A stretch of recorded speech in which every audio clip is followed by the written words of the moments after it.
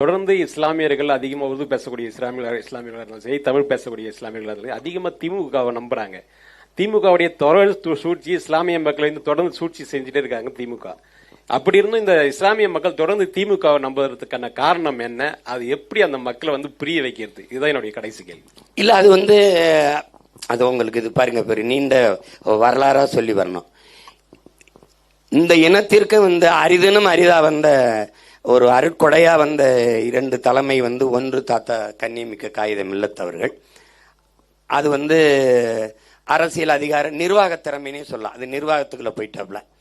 அடுத்து இந்த மக்களுக்கென்று இனி தோன்றவே முடியாதுங்கிற சந்தேகம் வர அளவுக்கு ஒரு எழுச்சியாளன் வந்தான்.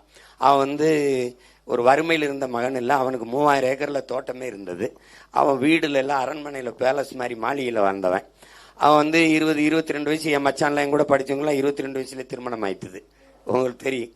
அப்படி இருக்கிற காலத்துல 45 வயசு வரைக்கும் திருமணமே செய்யாம ஒருத்தன் இருந்தான். அவன் இந்த சமூகத்துக்கு ஏதாவது செய்யணும்ட்டு போராடி தன் வாழ்நாள் முழுக்க இந்த மக்களுக்காக போராடி செத்து போனான். இந்த 2 பேர் தான் இந்த இனத்துக்குன்னு இருந்தது.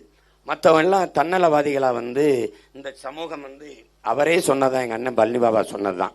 இந்த மக்கள் பாவம், யாராவது ஒருத்தர் அன்பா நம்மளோட பேசிட்டா நமக்கானவன் நினைச்சு போயிடறான்டா, இவன் பாவம்டான்னு.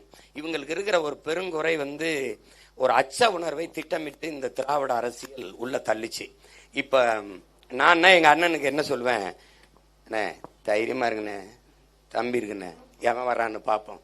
இவன் தான் உண்மையிலே அவருக்கு தம்பி, அவன் தான் தளபதி. என்ன ஜாக்கிரதையா இருங்கண்ணே, நான் போட்டானே, தனியா போகாதீங்கண்ணே, ஏதாவது பண்ணி போடுவாங்கன்னா. இப்படி ஒரு இவனுக்கு பேர் என்ன, இவனே பயந்தாங்கொழி நாய், இது இவரையும் பயப்படுத்தி போடுறது. இவன் கோலையா இருக்கிறதுல வீரனா இருக்கிறவனே, ஓ என்னடா இவன் சொல்றதை பார்த்தா நம்மள ஏதாவது பண்ணிடுவாங்களோ இப்படி. இதை இந்த திராவிட கோழைகள் பன்னெடுங்காலம், இப்ப நான் அதிகாரத்தில் இருக்கேன், டேய் வரட்டும்டா, எவன் வரான்னு பாப்போம்டா, நான் இருக்கேன்டா. இப்ப பிஜேபி வந்துருன்னு வச்சுக்கிறீங்களேன், நீ எதுக்கு ஆட்சியில் இருக்க? பிஜேபி வர வேண்டிய தேவையே இல்லாம நீ ஆட்சி செய்யணும், அதானே ஆட்சி. வந்துரும். டேய், நான் ஒரு வாட்ச்மேனை போடுறேன் என் வீட்டு வாசல. எதுக்கு போடுறேன்? திருட வர்றதுக்கு முன்னாடி தடுத்து பிடிக்க.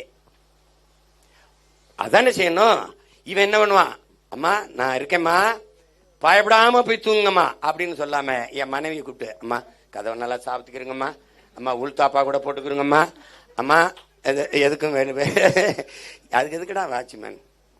அந்த வாட்ச்மேன் தான் இந்த திராவிட வாட்ச்மேன். உங்களுக்கு புரியுதா?